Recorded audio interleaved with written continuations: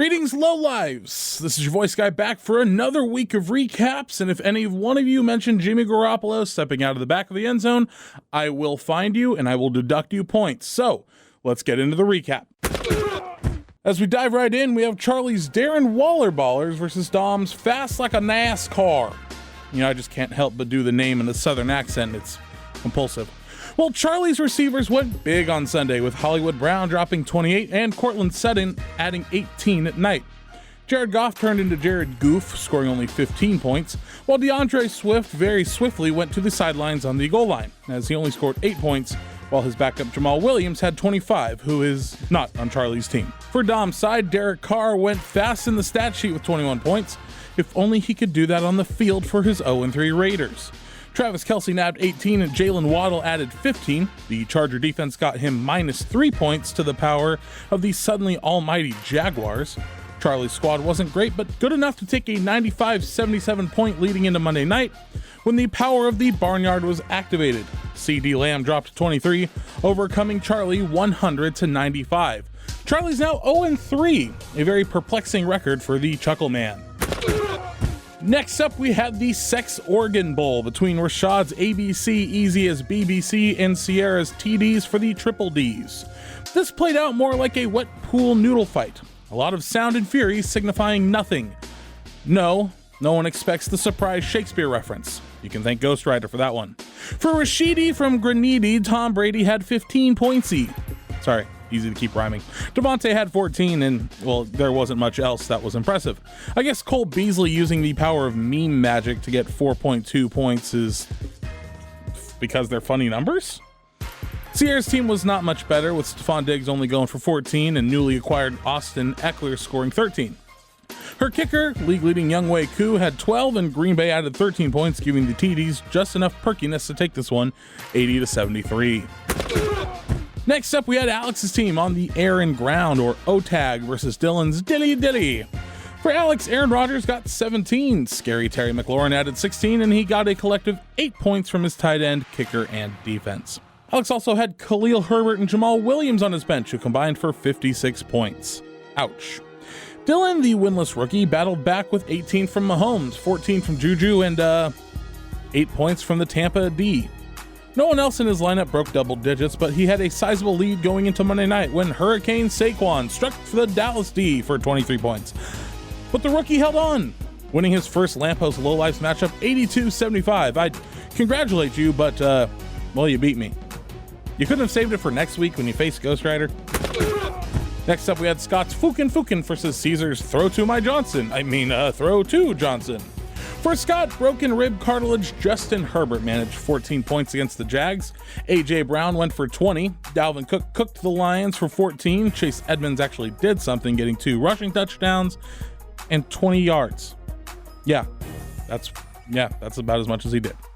Even Jets tight end Tyler Conklin joined the scoring party with 16 points, catching passes from the elite Joe Flacco, totaling 96 total points for Scott. Caesar's Sunday started off with 9 points from Carson Wentz, but improved with 28 from his receivers Deontay Johnson and Garrett Wilson. His backs went big, with King Henry looking like his old self with 25 and Nick Chubb pounding the Steelers' butthole for 17. With a score of 103-96, Caesar edges this one out, but only just for his first win of the year. Next, we had a Lamppost staff battle between Big John's Can't Lose to Gary and assistant manager Matt's Whole 9 centimeters. For Big John, Joe Burrow blasted the Jets with 23 points. Dallas Goedert and the Browns D added 12 apiece. Justin Jefferson had his kneecap bitten off by Dan Campbell or something like that, as he only scored 4 points. For Matt's Whole 9, Kirk Cousins did his thing now that he's not on a primetime game, scoring 18. Debo added 13, McCaffrey 14, and the Falcons, remember, they actually have a good tight end named Kyle Pitts, who scored 14 points. The real difference maker was the Denver Broncos defense. Apparently they were so terrifying, Jimmy G ran out of the back of the end zone. Okay, Ghost Rider, -5 points. I warned you. Giving the defense a safety, which, due to its rarity, is apparently worth 4 points in this league instead of just 2. Matt would go on to win by a hair over 4 points, 92-88. Matt takes a 3-0 record home, while Charlie's squad has scored 30 points more than him, but is 0-3. Pro tip, Charlie, just find a way to get your opponent obscenely drunk and convince them to edit their lineup. I think that's what Matt's doing. Next, we had Bob's Butt Kickers versus Ray's Bone Crushers. For Bob, Trevor Lawrence dropped 25, Clyde Edwards-Helaire added 15, and the Houston defense put up 10 points and, well, not much else. The Bone Crushers went quite differently. Lamar Jackson blasted the Pats for 40 points like they were a porta potty after a chili dog eating contest. Go See will work one in every single week, and I'm not talking about chili dogs, I'm talking about the jokes. Amari Cooper added 23, Zeke went for 15, and Cordero Patterson had 22 points. His defenses and kickers combined for 32, giving the Bone Crushers a bone-crushing victory over Bob's Butt Lickers, 143-79, and yes, that is the beatdown of the week. I'm debating changing the beatdown to lickdown when Bob's Butt Lickers are involved. We'll get back to you on that. Next, we had Jimmy, also known as the Ghost Riders team, Mark Davis's barber versus Alberto's Dr. Hoptologist. For the barber, Jalen Hurts led off with 28 points. His receivers combined for 28 as well, and his running backs combined for 31. Newly acquired Mark Andrews was the team MVP, however, adding 29 points. For the doctor, his quarterback, Jacob Brisket, I don't think that's actually his nickname, but we'll go with it. He only had 18. Number 1 overall pick, Jonathan Taylor, had another underwhelming performance of 12 points, and things got ugly for the Hoptologist, so luckily he was able to drink his sorrows away at an A's game where a large chunk of the league was at on Sunday.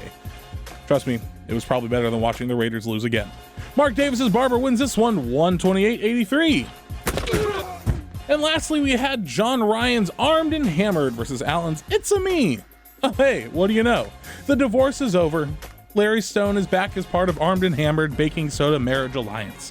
For Armed and Hammered, Josh Allen did Josh Allen things with 27. They got 22 total points from their kicker and defense, with lackluster performances from their running back core. Allen's team largely disappointed, as only one player scored over projections, that being their kicker. Going into Monday night, Armed and Hammered trailed by 10 points, but they had the Dallas D going, who scored 12, giving Armed and Hammered a narrow 90-89 point victory, their first of the season. Maybe Larry Stone was the missing element. And now that that's over, it's time for the weekly awards. First off, we have the R. Kelly's Whiz Kid of the Week. This award goes to Ray's Bone Crushers, with Lamar Jackson scoring 17 points over his projection. Congrats, Ray. I'ma be on you. Drip, drip, drip. Next, we had the OJ's Fastest Runners Award. This one goes to Caesar's Throw to Johnson, with Derrick Henry and Nick Chubb combining for a very fishy 42 points. Damn! We have the Brazzers Choke of the Week, and it goes to Alex and his team on the air and ground for losing to no longer last place Dylan. Have fun. Me. What are you doing, step bro? And last but certainly not least, we have the Lowlife of the Week award, and it goes to Armed and Hammered, as the dynamic duo was able to knock off first place It's-a-Me.